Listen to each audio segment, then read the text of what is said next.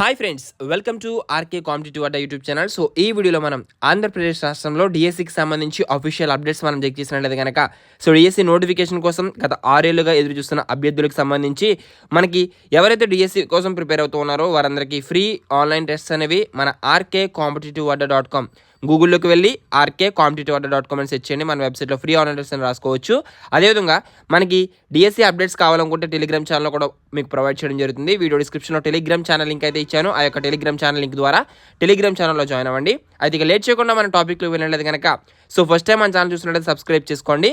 ఇక నిరుద్యోగుల ఆశలపై నీళ్లు అనే టైటిల్తో మనకి ఇక్కడ ఆర్టికల్ అయితే పబ్లిష్ చేశారు. అదేవిధంగా ఆర్ఆర్ మిశ్రా కమిటీ ద్వారాతే డిఎస్సి అంటూ పాఠశాల విద్యాశాఖ కార్యదర్శి కోన శశిధర్. ఇక డిఎస్సి నోటిఫికేషన్ కోసం గత 6 ఏళ్లుగా ఎదురుచూస్తున్న అభ్యర్థులకి నిరుద్యోగులపై రాష్ట్ర ప్రభుత్వం ఆశలు చెల్లుతూ ఉంది.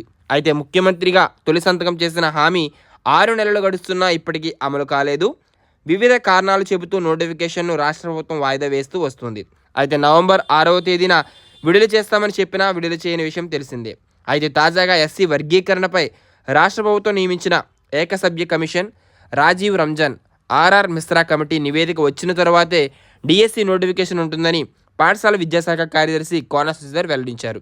అయితే ఈ నెల 7వ తేదీన ప్రభుత్వ పాఠశాలలో నిర్వహించనున్న మెగా పేరెంట్స్ టీచర్స్ మీటింగ్ కార్యక్రమంపై పాఠశాల విద్యాశాఖ కమిషనర్ విజయరామరాజు, సమగ్ర శిక్ష డైరెక్టర్ బి శ్రీనివాసరావులతో కలిసి సచివాలయంలో ఈ విధంగా ఆయన క్లియర్ అండ్ కట్గా ఆర్ఆర్ మిశ్రా కమిటీ తర్వాతే డిఎస్సి నిర్వహిస్తామని బుధవారం ఆయన విలేకరులతో మాట్లాడారు.